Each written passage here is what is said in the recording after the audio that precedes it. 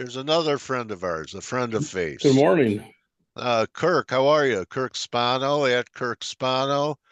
Kirk, all right, I gotta start off this way. Okay, cool. You brought charts. Brought You charts. you ended your last appearance pulling up a picture of Kamala Harris, thinking she was going to win. So, Mhm. all right. So you're wrong about, unless you went to the betting polls. Um, you know, it's more significant than a winning or losing trade. But now that we had a red sweep and Trump 2.0 is here, did your views shift radically as a result of the election? Is it part of your shift in views, or did it reinforce what you were thinking prior? How did the election affect your narratives for 2025? Well, in all things, I hedge my bets. So I bought a bunch of Smart. Trump stocks, in particular, some energy plays and Flagstar Bank and a couple of other things that I thought would do well under President Trump. So I don't know that the narrative has changed all that much for me. And here's why. You see the chart of money supply. I Yeah. am really big on liquidity, value of the dollar, and the bond market as an indicator of what stocks and commodities will do, and now what Bitcoin will do. So I have 5 charts today and kind of talking about all those things. I think that Trump brings more volatility. I don't think that's particularly prescient to say that. So for traders, if you're superstar traders, man, if you can't make money under Trump, then you probably shouldn't be trading. But the idea that the longer term, and remember, I'm a position trader, I'm not a swing trader.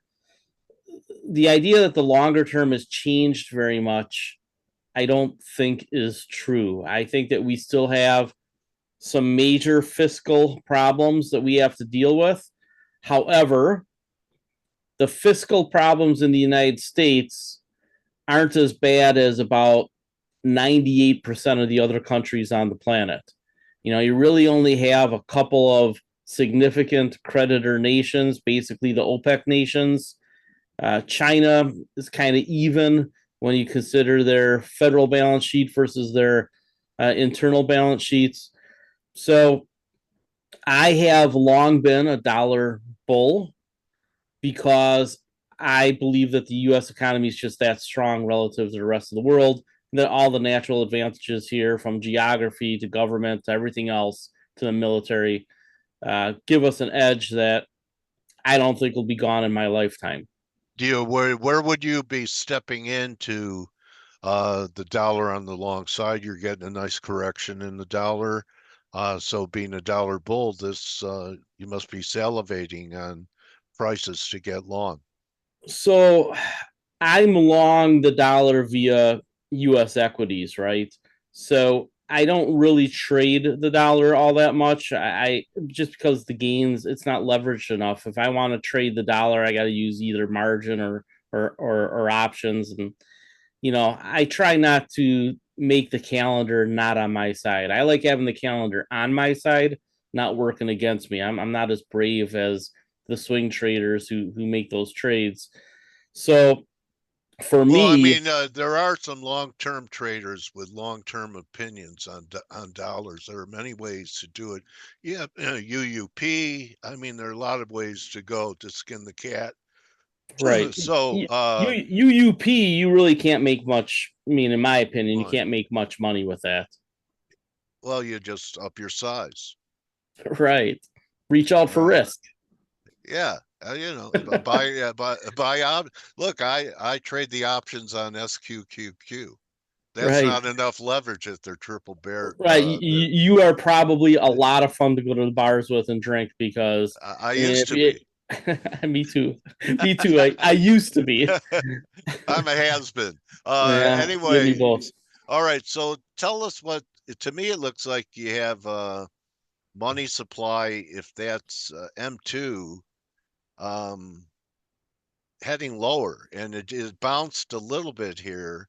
in the last couple of years, but I mean, it really came off that huge, all that liquidity we had. Where was that after COVID? And Right. hasn't really recovered. Is Right. that a bullish, or I think that's a bearish sign, isn't it? I think in the short term it's bearish, correct? Okay. At some point we're going to get one of those spike ups in liquidity again, but I don't think it's this year. Maybe it's next year with the new Fed chairman.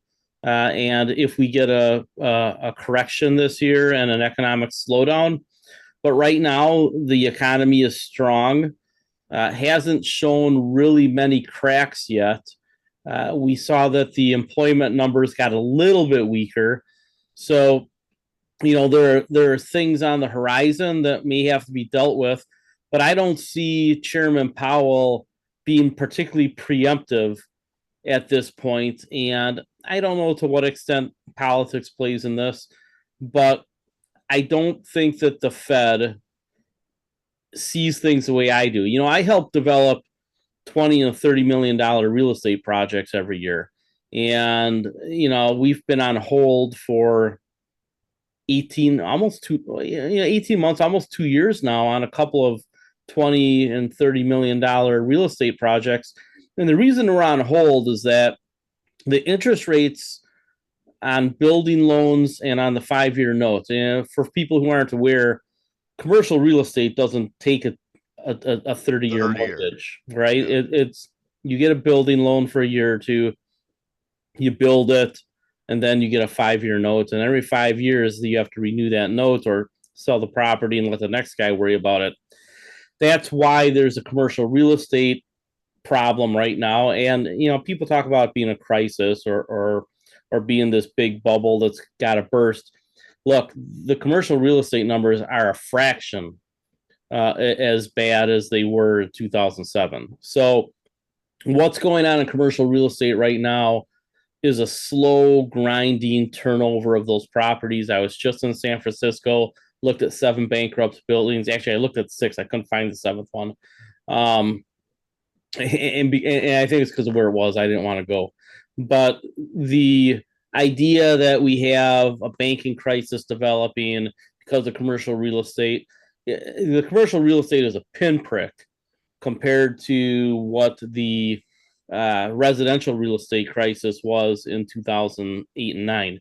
So everything that's going on in banking and with real estate is manageable. And that's what they've been doing, stretching things out, spreading their losses over a couple of years. It probably won't lead to more than 2 or 3 little banks getting beat up at this point. I don't see any major problems in the banking sector. I think their stocks are all fully valued. I don't see there's much upside. But what I'm seeing right now is that because I believe that liquidity is the biggest factor in all assets, right? If liquidity is going up, asset prices go up. If liquidity is coming down, asset prices generally flatten or come down. That's why I show these M2 charts, and I got 5 of them. I think, because last time that we talked about the dollar peaking in the short term. And, 3 months later, that's what's happening. I've been calling the area in the 90s on the dollar the millennial dollar. So I think that's where we're going to float around between 90 and 100 for a very long time. When the dollar is getting too strong, it'll be over 100. When the dollar is getting too weak, it'll be under 90. And we'll just have to deal with those times when they come. I do think the dollar is heading towards 90, barring maybe a spike up for a crisis. But we'll see what the policy is. I think that we are probably going to see some changes in how the equity markets work based on where the dollar goes, right? I mean, the dollar always has a huge impact on equity markets. Yeah, let me ask you this when it comes to equity markets. I was talking about this morning about how 4 of the 7 Mag 7s have broken trend. Yep. So, okay, and that's the first time, first they took out Apple and shot it. Then they took out Nvidia and shot it. Microsoft hadn't made a new high since last July. That's been executed too, and today it's Google. So that's more than half of the Mag 7. I'll pose this question to you. Everyone's saying, well, it's not, it's okay because there's broadening out, that these stocks are becoming a source of funds to go into other sectors. Do you think that this broadening out, since these were such a big part of averages advancing the way they did, can the market absorb Mag 7 stocks not acting well and not have a serious correction? Well, I was going to open with I come with a warning. So last week, I moved from having a very tiny hedge to being almost fully market neutral. I think that the stock market has got problems. I think that the economy is going to show signs of that weakening. And what we know is that when we get a recession or economic slowdown, then generally stocks come back in the short run. Now, I'm not a doomer. I don't see a depression coming or anything like that, but a small recession, I think, could happen. And there's several catalysts for that. One of which you talked about earlier is Doge. You know, with Musk in there almost unilaterally cutting spending by blocking stuff and firing people, that's negative for the economy in the short run. Now, is it going to work out in the long run? Maybe. I don't know. But in the short run, taking money out of the economy is bad. Now, well, then tariffs would be then too. What's your take on? I know we've had some drama, but okay, there's Doge, and that's he's pulling his management style he had when he bought Twitter. He's doing the same thing. Yeah, He's just cutting to the bone. Right. So Musk said in November or December, in the short run, there will be some pain to get things done. Now, I'm not going to forecast too much out into the distant future because it won't sound pretty. But I think that in the short run, there will be some pain. And that's why I went market neutral. Remember, I manage OPM. I manage other people's money. In fact, I now manage money for other financial people. So it is incumbent on me to manage risk. And when since I think liquidity is probably the major driver to all equity, commodity, and Bitcoin markets, if I see liquidity tightening up, which is what I see, then I have to lighten up on risk. So I've gone market neutral for the 7th time in 30 years. So I've been market neutral 7 times in 30 years. I am 5-0-1, right? I've won 5 of those bets, and one of them I tied in 2015-16. I tied. So we'll see how this time goes. If we get momentum to the downside, I'm piling on because I know that the traders are going to pile on. And that is something that I think, and I talked about this years ago, with there being twice as many traders now as there was before COVID, the spiral effect, and this is mechanically important to everybody listening. If you're not paying attention, pay attention to this.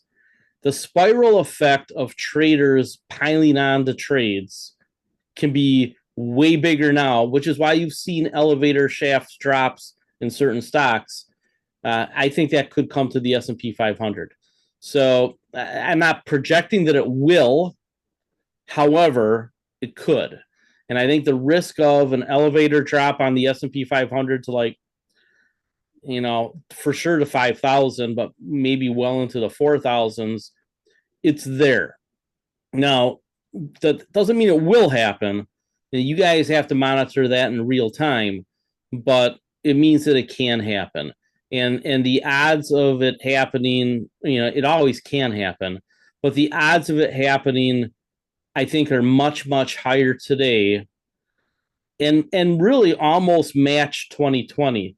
So we're not going to have, I mean, hopefully we're not going to have another pandemic, but I think that when you take a look at valuations, when you take a look at the US market relative to the rest of the world, when you take a look at liquidity, when you take a look at some of the government money is no longer going to be going into the economy, and there's a time lag on the new investment into the country from some of these major investors that are coming in.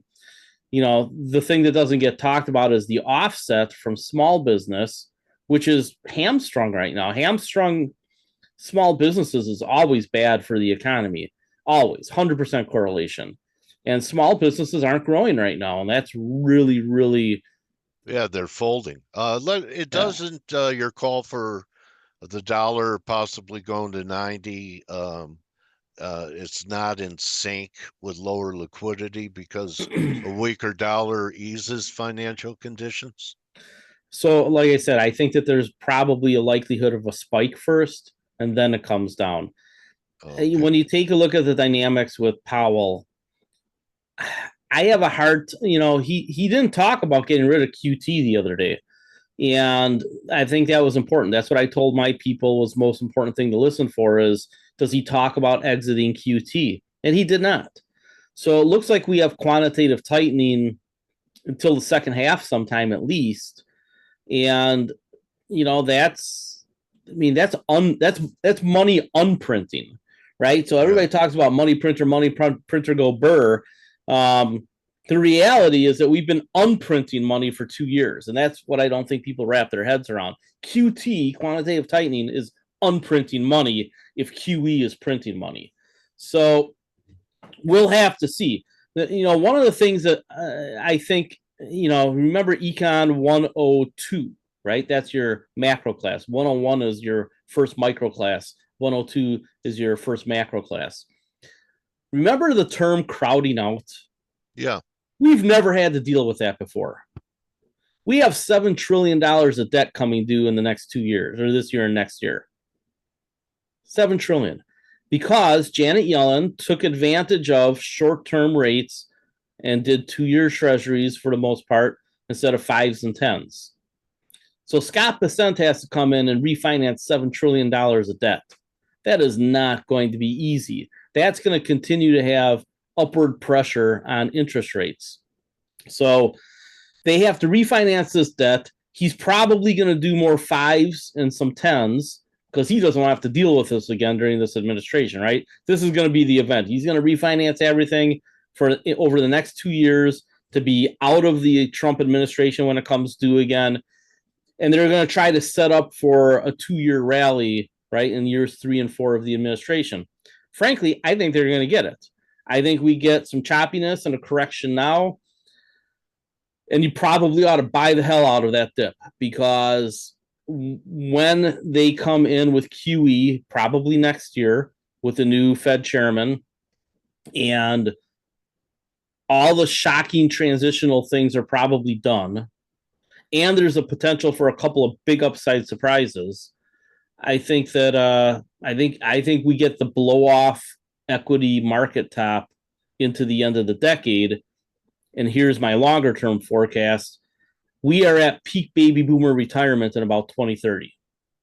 And that'll be at the same time when a lot of these bonds come due again. I'm much more afraid on a macro level about 5 years out, 5 and 6 years out, than I am over the next year or two. This is a transitionary period, but it won't solve a lot of big problems unless they have the positive surprises. The only way for Doge to cut, really the only way to cut it anywhere near $1 trillion out of the budget. Entitlement. Well, kind of. So you can't really cut entitlements because you'll have a war. But what you can do is you could merge Medicaid, Medicare, and the VA and then expand its use. If you did that, and you paid for it with the tariffs or an import tax.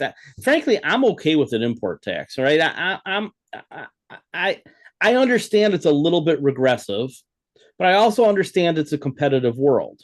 So a small import tax, Bessent has talked about 2.5%.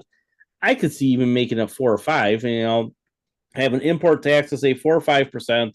That will raise a couple $100 billion a year. It will dissuade dumping, and then you target the tariffs on the bad actors. That's how I see it should be getting done. But if they merge all the healthcare programs into one healthcare program, have a less intensive, less personally driven method, right? I mean, if you need to qualify for healthcare, why are they making people jump through hoops every single month? It's the dumbest goddamn thing. I mean, if you want waste, go to the Medicaid program, right? And I'm liberal, man, but Medicaid program is broken. So it needs to be done away with. It needs to just be merged into Medicare and to get put and call it Trump Care. If he merges all these programs and calls it Trump Care, I am calling it Trump Care. I think that if they do that, that's a major positive surprise because we know that on the other end of the spectrum, Medicare is one of the most efficient healthcare plans on the planet. And when you add private supplements, you preserve all that choice, all that quality, and everybody has skin in the game. So there's a way to fix healthcare in this country. Will we finally do it? The reason I say there's a potential for a positive surprise is because nobody in my lifetime has had the power base that President Trump has. And at the moment, he's got a majority in the House. So if he went to the Bernie people and said, hey, I'm going to do Medicare for all, and this is how it's going to be structured, it's not free healthcare, but it's going to be an 80-20 plan, and everybody has to have a supplement, and you either get it through your employer, you buy it on the exchange. United Healthcare is happy, which is important because they buy half the government, and Blue Cross is happy because they buy part of the government too. You can fix the healthcare problem, have major fixes in this country, and it makes sense to do it because you have guys like Musk and Ramaswamy running around talking about universal basic income. Well, fix the freaking healthcare system first, right? So the other thing that I think is a potential positive surprise, and again, I don't know if they can get these things through Congress, but Trump is the one that's been most likely to be able to do this if he decides to, right? Fixing the healthcare program, you have to call it Trump Care because otherwise he doesn't care. But if you call it Trump Care, then he might like it. The other thing is, I've long been in favor of putting about a quarter of payroll taxes into the S&P 1500. So Social Security, I think, should be about 25%. And if you remember modern portfolio theory, a 75% U.S. Treasury and 25% S&P 500, S&P 400, and 600 portfolio is probably the best portfolio over time for preserving purchasing power and getting a piece of the growth of the economy. So Trump wants to see the stock market go up, put a quarter of the Social Security receipts into the S&P 1500. And I point out S&P 1500 because you have to be profitable to be in those indexes, right? You can't put money in the Russell 2000 because half of those companies are scams. You've got 1,200 companies on the Russell that will never be profitable. So you have to have that profitability. Those three indexes would do it. It couldn't be monkeyed with. And I will warn people right now that what I'm seeing in private equity and private credit, I was very interested in Apollo and KKR yesterday. Folks, there's a crisis. We're I don't know what inning we are. I'd say we're somewhere in the middle of the game on the private equity. The private credit crisis is going to come. It's coming. Oh, the shadow banking system. Oh my God! All right. I mean, people don't understand what it is, and so they won't see it until it crashes, and then they ask what the hell happened, and then they point fingers. Yeah, there's I talked to Melody Wright. She gave me a whole list of companies in the shadow banking system that they're already in big trouble. Why don't we wrap it with now that Rand's back on the table? Knowing President Trump's personality, that he believes they have attempted to assassinate him, and him and Netanyahu look like I'm going to buy a timeshare on Gaza. It sounds like they can't have a nuke. When they were drawing up war plans during his visit, weren't they, for Iran? I went long oil and gas. Okay. I mean, and I haven't done that a lot. You're one of the guys that said it's been on the table for over a decade. If there's ever a time it could be executed, you know, George Bush, the second Bush, went into Iraq not because of WMDs, but because Saddam had threatened to assassinate his father. That's what I believe. Saddam was the wall between Iran and Saudi Arabia, and it's good for us to have Iran and Saudi Arabia at each other's teeth because we can play off it. Yeah. So give me 2 more minutes. I'll address that, and then I got 3 last charts to show you.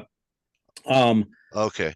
I thought it was interesting that suddenly Trump came out and said, "Oh, I'm willing to go back and talk about a nuclear deal with Iran." Kind of sounds like cover to me, but we'll see.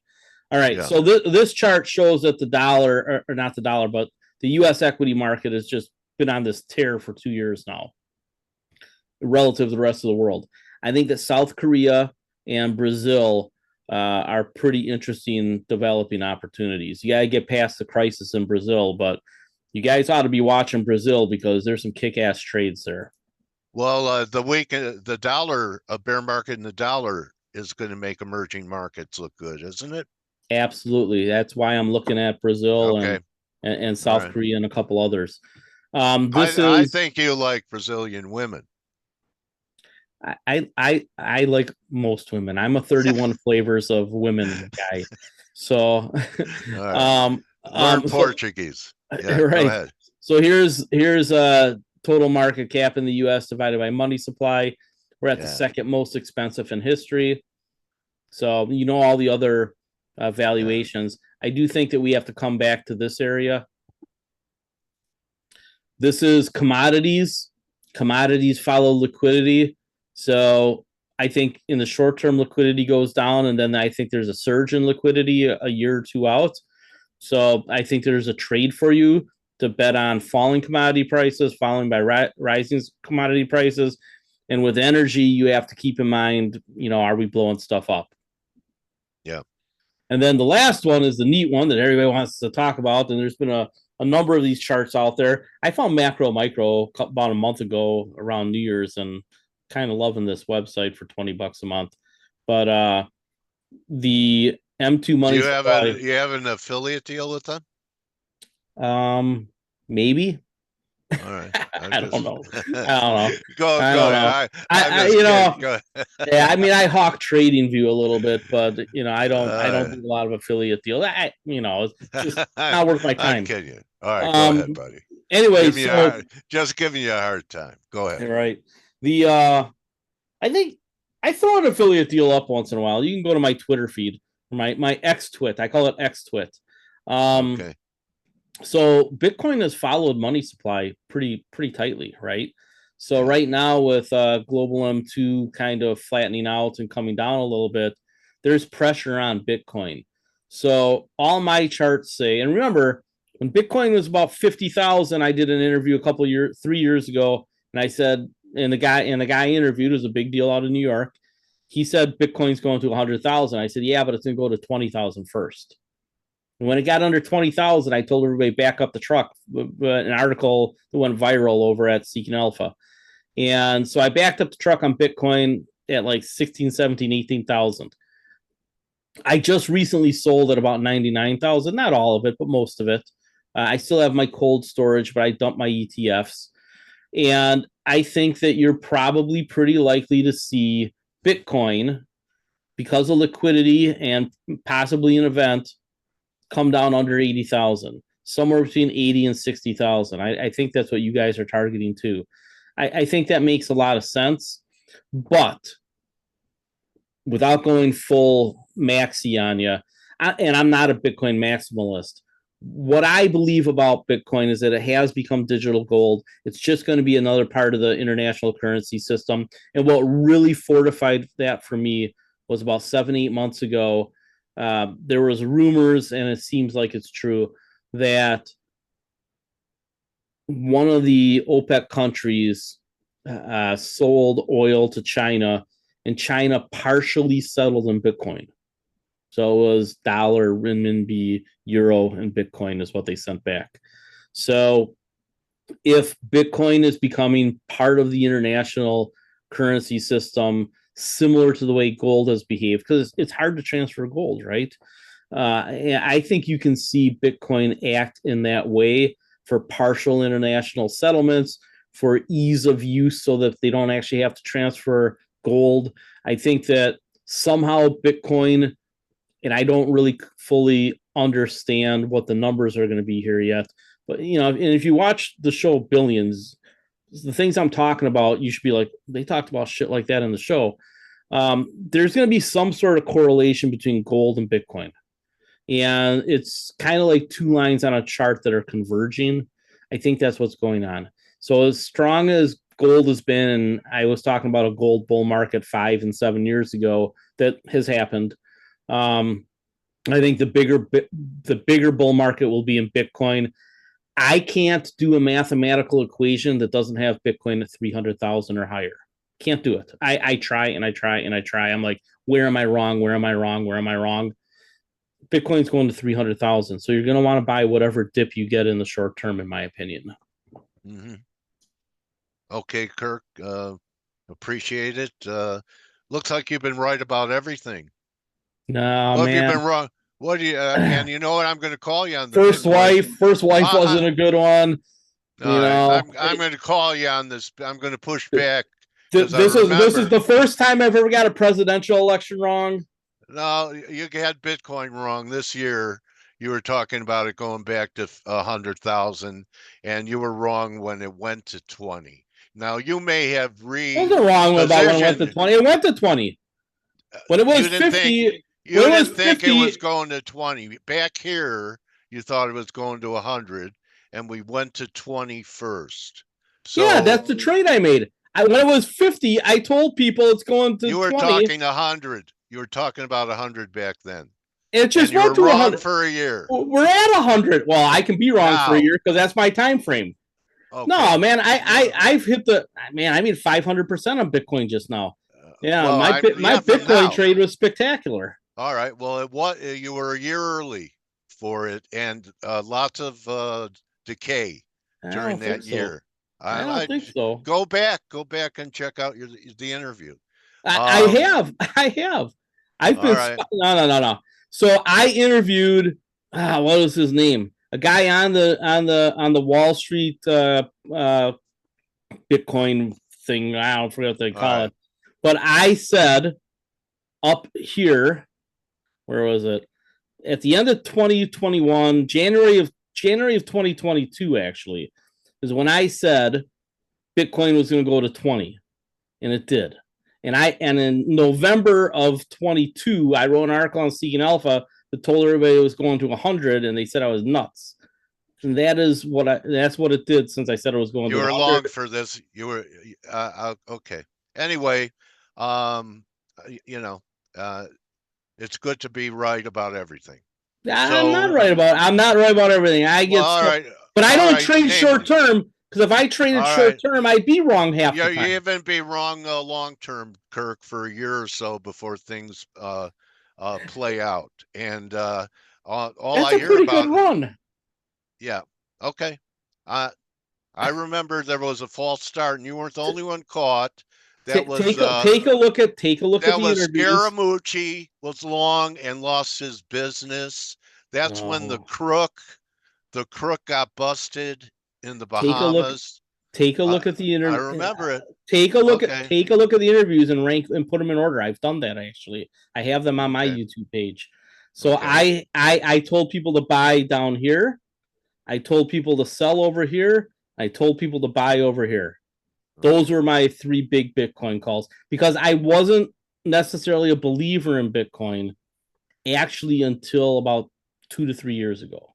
I wasn't Yeah. sure. Yeah. And I Okay. think that's fair.